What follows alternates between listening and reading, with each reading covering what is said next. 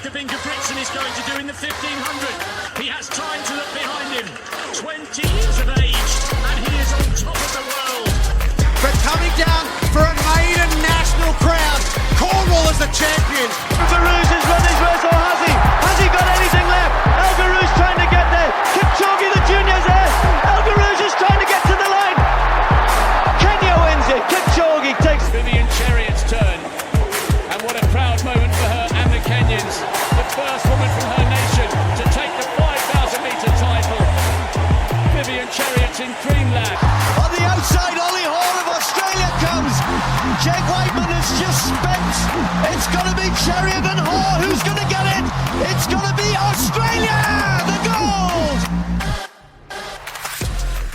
Steve Moneghetti is still a household name throughout most of Australia. Along with Di Costella, he is without a doubt one of Australia's most recognisable runners. With World Champs bronze and Commonwealth Games gold medals donning his trophy cabinet, and with a 2:08.16 PB, Mona was the elite of the elite in the 90s and would still be one of Australia's best today. At 61 years of age, Mona still runs, and pretty fast too. Last year, for example, he pumped out a 33-minute road 10K at 60 years of age.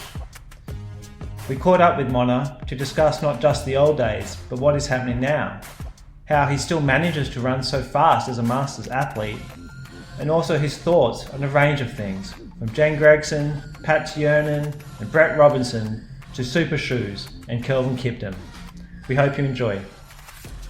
Just quickly before we jump into this episode is powered by a brand close to my heart, Tiernan. Tiernan is a rapidly growing Australian company that makes high-tech running apparel and shoes in an ethical and sustainable way. From high-quality running hats and shirts to soft and comfortable merino wool socks. Our recently released Trail Devil shoe got voted by Believe in the Run website as one of the best surprises of 2023 and has found its way onto the feet of some of Australia's best runners. Tiernan is run by Australians in Australia, and all product is shipped from Perth, Western Australia. Check them out at tiernan.com and use code RunnersTribe for 10% off your first order. I'm here with Steve Moneghetti. Mona, it's a privilege to have you on the show. Sam, great to be back, mate. Seems like it's been too long. It has been, mate. It has been. For those who haven't read our book, The Marathon Stars, that we did with Mona was in it many years ago. I remember we chatted then, and we, at Leonora a few times, I think, and at Forest Creek, I ran into you once with Raf Bohr. We hung out there and had a chat. It's been a few years. I guess we're a bit older than last time we met. Yeah, great memories. And, I always say that running friends are friends for life. And whilst we don't catch up as regularly as we'd like, it feels like just yesterday. And you pick up where you left off, don't you? It's kind of like a marathon without a finish. We just keep going. Exactly, mate. Mona, I want to it's a few days after Pat Tiernan's run. He dumped a 2:07, second fastest in history, Australian, obviously. I want to get your thoughts on it. You must be stoked for him. I just wanted to touch base with you on that. Yeah, and sure. And I've kind of followed Pat. I've sort of had little wagers and bets along the way with people. I actually thought, so I'm not pumping up my own tyres. You can check with a few of my friends that I said Pat would break Deke's record, which he did. Unfortunately, though, Robbo had already broken it 12 months earlier. So, which is great for distance running. I think we're all kind of worrying about, we just needed to get a few guys under 2:10 and the women were going really well. So it's nice to have Pat and such a marathon runner. I mean, I think, that rhythm is just a beautiful looking runner. So that's why I was kind of always thinking that once he did get out to the marathon, he'd be exceptional at it, and he's showing that. And I still think he's got a bit of upside as well, which is obviously even better for him and a massive. I mean, you don't just drop 3 minutes off your PB every day of the week, so to be able to do that shows that there's a bit of improvement there. And he's had a pretty tough couple of years. I think everyone would acknowledge that. So, and he's a terrific bloke, and it's nice to see getting a bit of reward for the hard work that he's put in. And that's what you want in marathon running and distance running. It's never, we can talk till the cows come home about talent, unrecognised talent, people who are so talented and all blah, blah, blah.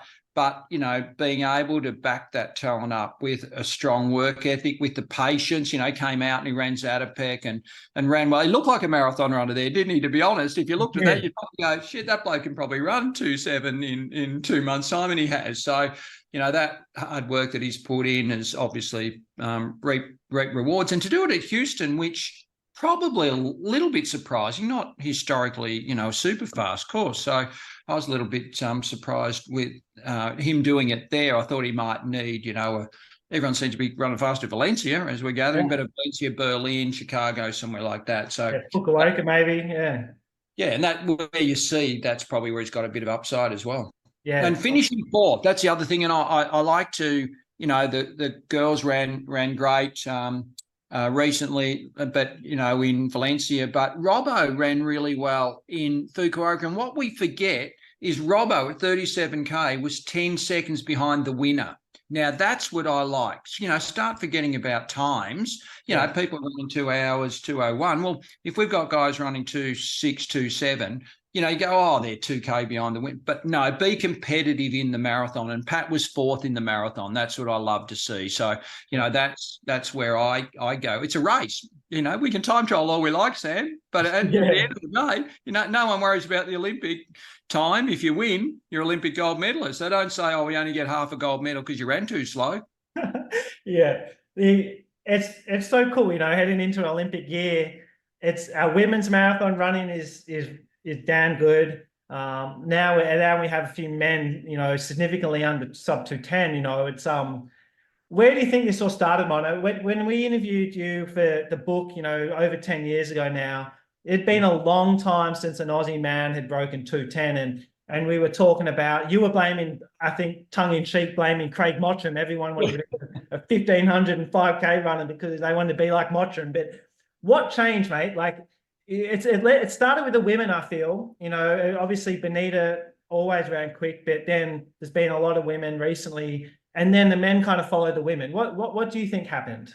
Oh, I think a couple of things. I think this new, and I'm old school. I don't do it, and never did, and I couldn't on a Sunday morning go for a 35K run and, do 20 of it at jogging pace, and then, the last 15 at marathon pace. That would just kill me. I can't even the thought of it. I'm getting nervous just thinking about it. So that type of training is obviously something that we needed to incorporate into Australian distance running, and obviously that's reflected now in. And the women were always better at. I reckon they absorbed those runs better. So if you say, and I've been away on lots of teams where women will go out for a run and they drop us because women have a capacity to run closer to their max, and they're probably more suited to running a marathon. So I think our Aussie women embraced that sort of long tempo running before the men did. And, that's probably, I could be responsible partly for that. But now they've absorbed that. So that was the first thing. And the second thing, absolutely no doubt, is the super shoes. Now, not the super shoes themselves, but the intent that you can suddenly run fast. So it's not actually the shoe, it's the mental positivity you get out of putting them on your feet. You suddenly go, I know I'm not going to get tired at the back end of a marathon now. I can just go harder early and put it on the line, and I know I'm not going to blow up. I can keep going and I can run 2.7. So whilst there's the physical benefit of the super shoes, I think people have underestimated how great that is for your confidence. And that's being reflected now in those times. So they're not just, sneaking under 210. We've seen Robbo and Pat in the 2.7s for the men, and the women, under Benita's record, and they're all getting close to Benita's old record. We saw Izzy and Jen. So, I think that confidence, as much as anything from the super shoes, has really had an impact as well. Yeah. And obviously, I gather from this, I'm pretty sure I already know the answer to your opinion on super shoes, but we had Deeks a few years ago come out. He was pretty critical of them. And then I think Tamsin's the other kind of high-profile Aussie athlete that's a bit little critical of them maybe. But I'm taking from this that you're a big fan. Oh yeah, obviously. Now I've got to declare my interest in my shoe sponsor of 37 years. So Of course, yeah, no secret. That's no secret. Yeah. no secret there. And but gee, and I put them on my feet, and they're obviously, I'm still running pretty well, and there's no doubt that I'm getting a benefit out of wearing them as well. So I'm benefiting from. So it's hard to be hypocritical and say, oh yeah, I can wear them, but gee, don't let the guys break our old records, in them. So, and I just see it as progression, and the way they've now filtered down into recreational running. And, that where everyone gets a benefit, and we're seeing that reflected in PBs across the board and the depth. I think I was in Valencia, there was about 5,000 people under 3 hours. So some phenomenal amount of people. So, that reflection of allowing other people to benefit from it as well I think is really important. So it's not exclusive to the elites. I think everyone's allowed to benefit from it. And that's what I really enjoy. So, and why wouldn't you? If it's technology there, then, I'm sure, I talked to Derek Clayton, and, he used to wear Dunlop volleys or whatever they were. And, then we were in the MRIs and shoes that I had that were certainly a progression on what he had. It's just that now with social media, we know what's in the shoes, and we're seeing so much analysis of it. Probably in my day, we would have just started wearing these shoes and someone would have said, oh, gee, those shoes look different. I go, oh, yeah, they're just the new Nike racing shoe. No one would have actually said, oh, where do I get them? I said, oh, they'll be in the store soon. Just go down and buy a pair. But now, because we've got so much, analysis of it, people are very aware of what's in them and the benefits and, all that sort of stuff. So I think we get carried away with technology. Sam, you've still got to run. You've still got to be able to absorb the training, and you still then got to reflect that. And if it's an even playing field for everybody, the results reflect that. So I don't have a problem with that at all. And if it's benefiting distance running, I think it has crossed over where I'm having conversations with the general public now. They know what a super shoe is, and they're suddenly talking about distance running. Well, wow, isn't that a great conversation to be having? And certainly that wasn't happening 20 years ago. Yeah, 100%. Manu, are you in touch with the current generation, Mats? Like a guy like Pat, or say Jen, after her amazing marathon the other day, are you in touch with a lot of these current kind of leading marathon runners still? On social, so I sent Pat a message and said Jen. So I'm not involved or interfering, obviously, but I'm always aware of what they're doing and like to just send them a nice little message. So it's nothing about me, and I don't do that publicly. I just send them personal messages and stuff. And if I see them, I'm still at lots of events, so Gold Coast, Melbourne, Sydney Marathon. I'm seeing all of those people regularly and catching up with them, but I can't keep up in training anymore, Sam. So I can't run with them anymore, but I still certainly keep aware of what's happening. How amazing was Jen's kind of marathon hit out? I think that kind of everyone knows how good she is, obviously, but just to run that quick, straight up is kind of maybe, it definitely shocked a few people. I think it was very, very fast, hey, for a first run.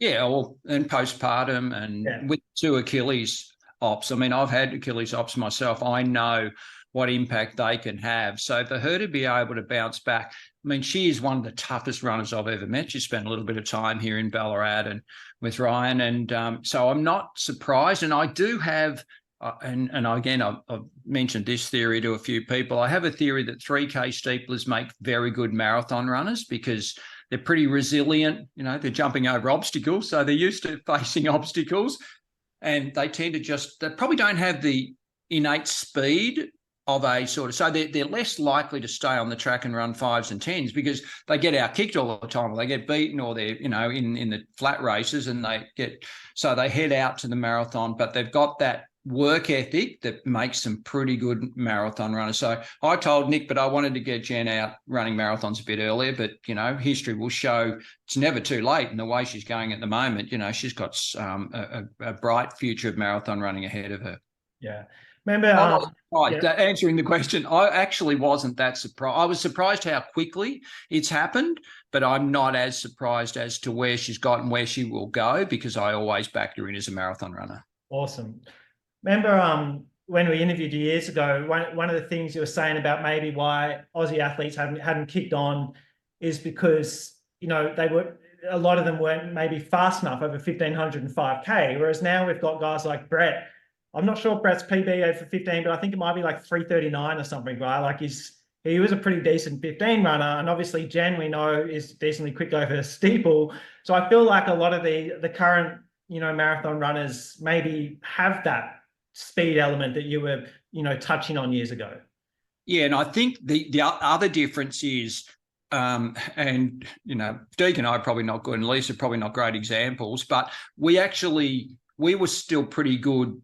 We'd win national cross country and be competitive over. I was second in a national 5K, so we had the ability to sort of have the range, but it was because it probably wasn't the depth in Australia. And I think ultimately what's happened is people have actually seen now that marathon running is something that they actually want to do as an event. We used to get pushed out. They'd go, well, you run a few 5s, too slow for that one, mate. Go out to 10s. Well, you're not bad, but you're still not going to be world class. So bump out, go out to that marathon. That's the longer the better, you slow old bastard. Just get out there and you'll probably be okay. Whereas now we're actually seeing someone like Kiptum obviously go straight to the 23 years old, go straight to the marathon. Yeah. So that surprises me, that because I love to think that you come through with your speed base, get as quick as you can, then you back that up in the marathon, and your differential is really good. So for someone to have the confidence at 23 to just go out and run 2:01:50, I think, in Valencia in his first marathon, I mean, that's incredible that he could back himself in to run at that pace. So I always like to have that differential. So I wanted people to be fast. And I think, was it Kiptum or one of the guys ran 27:51 for the 10K between 30 and 40 in a marathon recently. Well, imagine Robbo turns up as a 30-minute 10K runner and that happens. Well, he's going to get smashed. So from a confidence perspective, you need to know that you can match it with these guys when they kick it in, and girls. So I think having the speed in the back of your mind gives you the confidence that when they do surge the way they're going now, you have the capacity to run at that speed. I saw some stuff getting shared around on socials, like after Kelvin Kiptum ran that the world record, 2 hours 35, I think it is. And it was going into his training, and it was just like, blew my mind, man. It was like 300K weeks with 4 ridiculously hard days in it. And his coach, I read this bit about his coach saying, look, this probably isn't smart. You're probably going to be done in 4 years. And Kelvin's reply was, I don't care. Give me 4 years at the top and I'll disappear from the sport. It's kind of, I look at the way you trained, it's a different way to go at it, right? Absolutely. And, I'm still running now, and I'm sure that the reason my body is still able to just allow me to go out for a run is because I didn't overtrain. And I was actually I ran with Ash Watson yesterday, and we were talking about heart rate, and I said I never needed to wear a heart rate monitor because I undertrained all my life. Whereas if you overtrain, you obviously need to wear a heart rate monitor to slow you down. Whereas I needed to quicken up.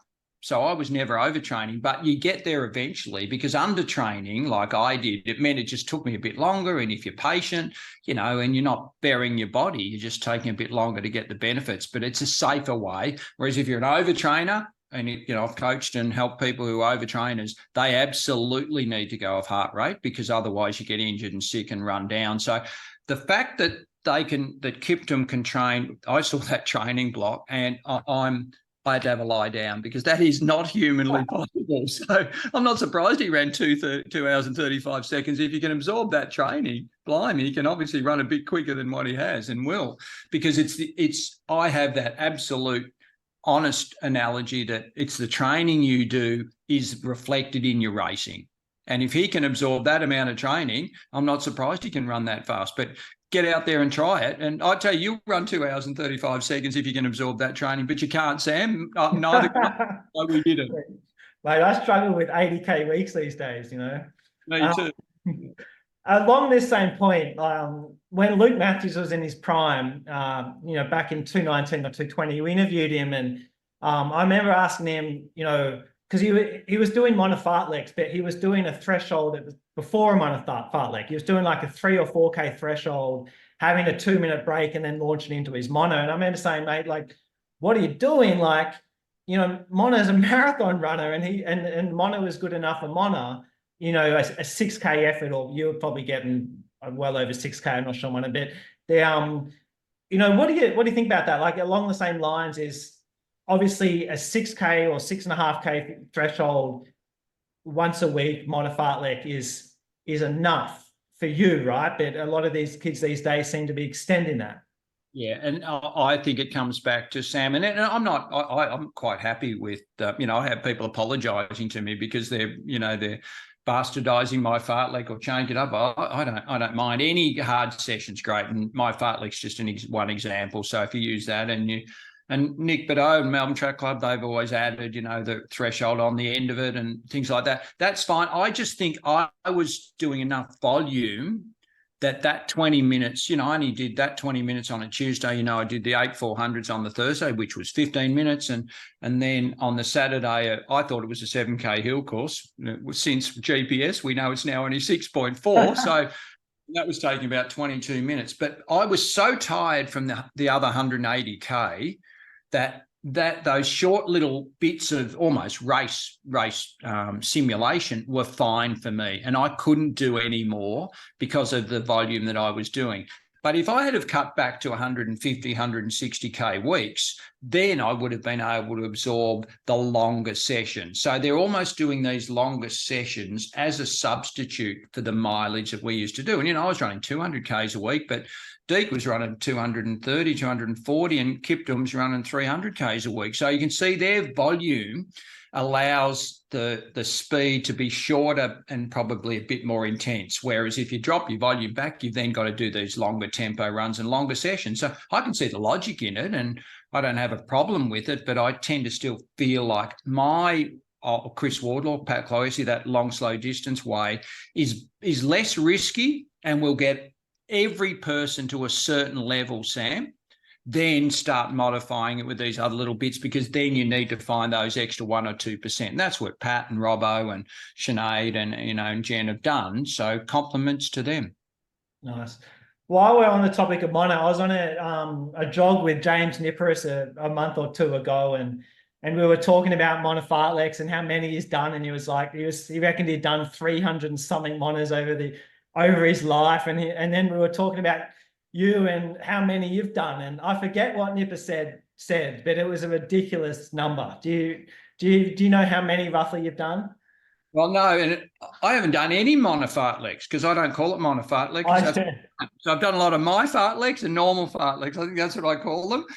No, I saw that note from Nipper and sent a note back saying, I reckon I've done twice as many as that. But I really have no idea. But I do remember on another podcast, you probably know this story, that Julian Spence and I were running along, and he said to me, when you didn't do your fartlek on a Tuesday night, what did you do? And kind of thought about it, and I'm running along, and 3 minutes, 4 minutes, I'm thinking, and I said, mate, I don't know. I never did anything else. That's all I ever did on a Tuesday night. And I can look back through my diaries. So for 20 years on a Tuesday night, so 20 times 50 is what's that, 1,000. So there you go, every Tuesday night. You start adding them all up. But for me, it was just the consistency of it. So I don't know how many I've done, but what I do know is that it was a session that was perfect training to get the best out of me as a distance runner, and that's why. And the great thing is it's time-based. So, and you asked, you said, Troopy and I, but we didn't have GPS. We think we got about 7K in the 20 minutes, but we're not sure, because I know we went through it's just under 6K around Lake Wendouree, and I went through in 17, 18 one night. So if I'm running, whatever that is, that's 250K pace, so it's about 7K. But we never knew because it was just training. We didn't care. We turned up at a race on Saturday and we ran well, Sam. Does that mean that my fartlek was pretty good? I'd say so. Because you're training, it doesn't matter what you do in training. You don't submit your training times. It's what you do in the race that reflects the training that you've done. And Troopy and I ran pretty well. So I think our fartlek was we can tick the box on that one. 100%. Mono, I was just moving to your current running. You're 61 now, and you're still dumping some pretty impressive times. I think you did a 36-minute 10K the other day. Correct me if I stuff any of these times up. And don't worry, I will. Yeah, and you're still placing relatively high in little city in all the races you're going in. What motivates you these days, mate? Is it a lifestyle thing and just the fact that you love running, or do you want to get out there and try and crush people still? Yeah, well, I've always been a competitive beast, and I'm a pretty good guy, but on race day, I'm as competitive as anybody, and I have my own personal challenges. And again, I like to think that I'm a very good racer, and that's the one thing I can live for races. And I love getting in. I love the feeling of not sleeping the night before, hating the night before, getting up in the morning and thinking, oh God, is this run going to go okay? And then you get in that feeling of just challenging myself, and then actually delivering and crossing the finish line is a pretty unique thing to have in life. And when you get to 61, people are retiring, going to bowls tournaments in their local, retirement village. Well, that's to me, I like to think that you keep learning and you keep evolving as a person by setting yourself challenges. And that's what I do. And I'm trying to reflect that in my training. I mentioned to you off there, I'm struggling a bit with just some health issues. So that's just made life. I'm not enjoying my running at the moment, so I've lost that. I keep telling people I've lost my superpower. I mean, 36 minutes for 10K is probably okay, but I ran 33:40 on that same course 12 months ago, so I've dropped a couple of minutes, and I would expect that I would drop, probably about, I would have expected to run about 35 or just under, and I ran, just under 36. So there's something not quite right. And for me now is the challenge to put my efforts into making sure I just get back to where I think I can be. So it's all relative. I love the personal challenges. It keeps me young. I get to run. I turn up at events. I don't just fire the gun at events, although I did at Melbourne Marathon. I saw hamstring last year, but generally I'm turning up and running in events. And I just, for my credibility, that makes me feel better, but I also feel like I deserve to be at the event. I'm giving something to the event, and I'm getting something out of the event because, I want to be a part of it, and I want to have that sort of empathy with the other participants. And we're all in it together, Sam, and whether it's I'm at the front or down the back or in the middle or wherever I am, we're still out there enjoying that experience. And I find that really reassuring to be able to still do that, and I'll keep doing it for as long as my body allows me to. Nice, mate. You were saying off air that you're struggling to get your heart rate up to where it should be.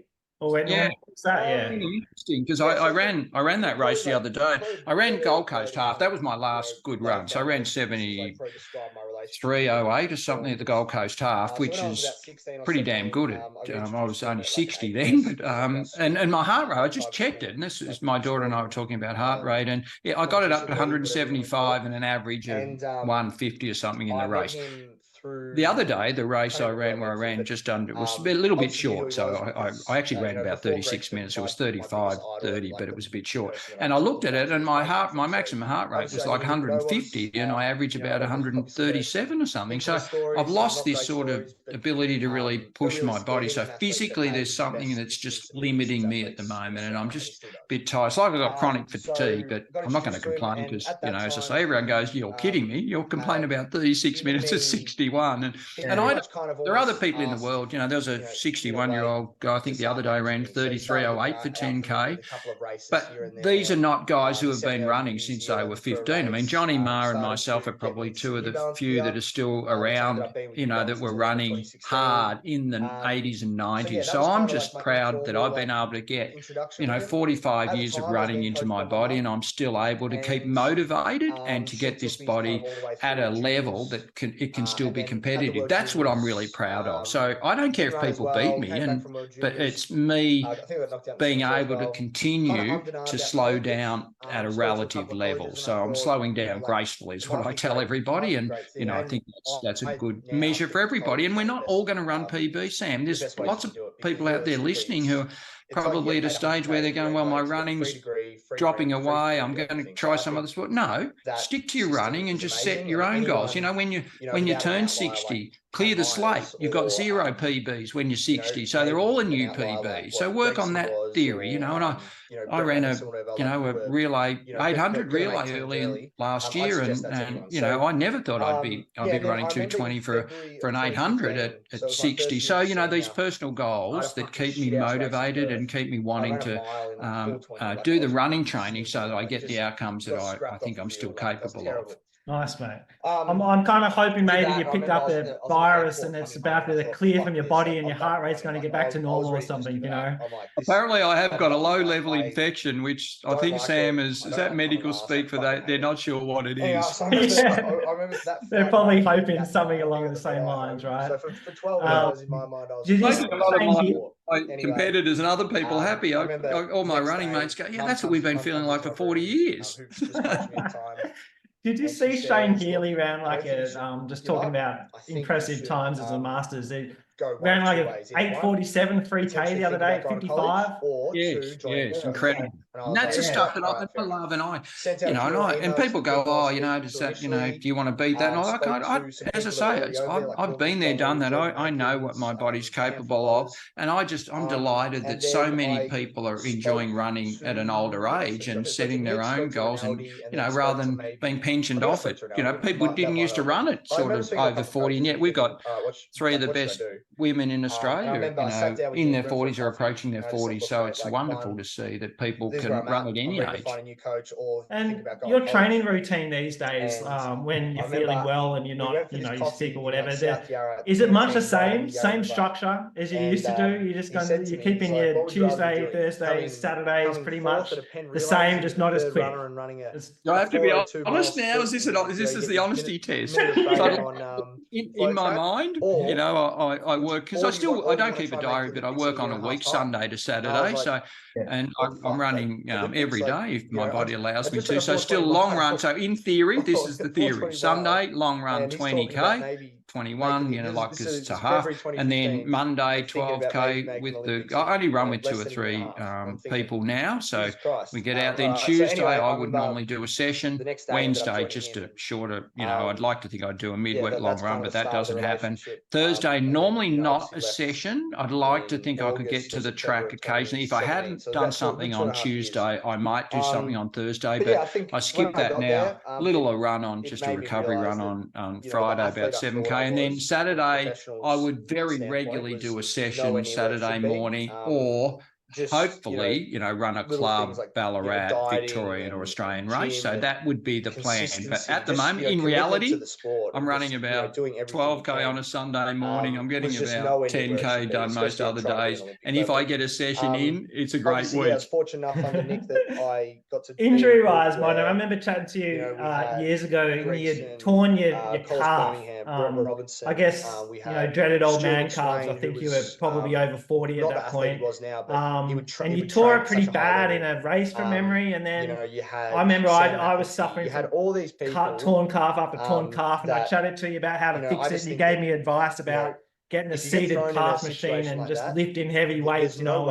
Can't get better. Is that how your calves going, mate? Because it seems like every man over 40 that I've ever met that's trying to run just gets calf issues. System like that, and I've got no problems with those. And I'm pointing to the bedroom that we've converted into a gym room that has my Smith machine in there with the bar on it at about. I've got about. You're meant to do body weight, so I do 4 lots of 8 reps. Meant to be body weight, but I don't quite get to that. I think I've got about 45, 50 kgs on there at the moment, so I do that a couple of times a week, and that's staved off my Achilles issues. I mean, it gets a bit tight, the left one, the soleus in the left one, but at the moment I've actually, and I don't think people know this, so this is not common knowledge, but I've got a bit of bone on my right knee, so my kneecap and knee, so having some issues with that. For that reason, I'm favouring my left-hand side, so I've got a tight hamstring on the left-hand side, a bit of glute issues, so I've got some physical issues going on as well that I haven't had before, and these it's probably osteoarthritis in my knee that is not going to get better, so I've had to. That's probably been a bit of a transition for me, Sam, to realise this isn't an injury that I can treat and get rid of. It's something that I have to manage, and that's probably the position I'm in. So there are some physical limitations that are just starting to catch up with me, and no surprises, but I'm managing them at the moment, and it seems to be okay. I always have the theory, if you've got one niggle, you can sort of put up with that. Once it then goes to 2, and so, my knee and my hammy, then I start having an intervention. So, I'm off to the physio and getting massage and treatment to see if I can. And I'm actually, I have a gym program, so I'm trying to go to the gym and build up get my glutes activated, take a bit of load off that knee and my hamstring and calf. So it's all about learning and just managing the complications that your body comes up with. So it's almost, I find it's a bit of a game. It's like, your body versus you. Who's winning at the moment? Well, my body's winning, but I'm giving it a good crack. Stuff like glute activation and core work and, Smith machine, reps of 8, that wasn't really a thing when you were in your 20s, hey? Like, you didn't really do much of that stuff. Just not at all. Any of it. Much of it, I didn't do any of it. I tried to get me to do some weights, and it didn't last very long, and it was just made me so tired. I remember, I do tell the story of I was doing 2 sets. Ando out at Ballarat Uni had a program set out for me. I do 2 sets. I went, want a review. So I went back after a month and he said, how you going? We're ready to go from 2 to 3. I said, mate, I want to drop back to 1 set. My best ever weight session was the first one, because then I just started getting tired and getting worse and worse. So I had to take weight off. I'm the only bloke who's gone backwards on his reps. So we got rid of that. But I never, it's interesting, Sam, I never in about 20 years went for a run ever thinking about an injury. Whereas now, all I do is if I get home and I haven't torn something, it's a good day. So it's amazing how the mindset changes. I never even contemplated an injury, and my training was, all I was doing was just worried about how tired I was. I was managing tiredness. And, I tell that great story about do I ever cross? People say, do you ever cross train? I said, yes, I used to cross train every Thursday at 2 o'clock. And they go, right, what did you do? And I'd go, I had this activity where I'd go into my bedroom, I'd get in my pajamas. That was the activity. I'd take the sheets back and I'd get in bed for an hour, have a sleep. That was my only cross training, and it was very, very important. It was factored into my training because it was a chance to catch up, because I was just so knackered from all this training. I was about to head down to the track to do some 400s, and I was already stuffed, so I needed to sleep to catch up. So there's an example of just the training that I was doing, and I never ever contemplated doing core work or stability or glute activation, because I never had anything wrong with me. Why would you do it? Yeah, and I liked it. And I guess many ways, like, you were obviously blessed with a body to tell you as a kid. I know that you put years and years together in a row without ever having a rest day, for example. I think as well as, like, you're obviously just genetically blessed with that sort of talent. Where I guess talent comes in many. What I'm trying to say, talent comes in many different shapes and forms, and not just a physical talent. You also have a talent that you didn't get injured, right, for those critical years. And that's like it's your word talent. My word is kind of the ingredients. And I've got lots of it, the environment here in Ballarat. My parents who were, never pushy, good training group here, Lake Wendouree, the forest. And there's a lot of ingredients. I'm born with a really low heart rate. I mean, my heart rate last week was 32. Thinking, God, blimey, that's going to stop. I've got some issue. All of these ingredients that I could have thrown into being a cricket player or a rocket scientist, but they wouldn't have worked very well. Whereas if you throw them into a running cake recipe, it's the perfect mix, and I came out with the perfectly baked cake. So there's a lot of ingredients, and ability is one of them, but there are so many other factors that are so important. And, I went to Falls Creek a couple of weeks ago just to catch up with a few people, and we used to go up there regularly. We hadn't been for a few years. There is no doubt I came back from there a better runner than I went up. I don't know what happened up there, whether it's the altitude, the environment, just getting back into that sort of harder training grind up there, and whatever. The best coaches have I can tell you, I absolutely know that I benefited from my time up there. So that's an example. That's another ingredient. And sometimes you don't know which one it is, but if it's working, who cares? About when he was coaching. I know you went to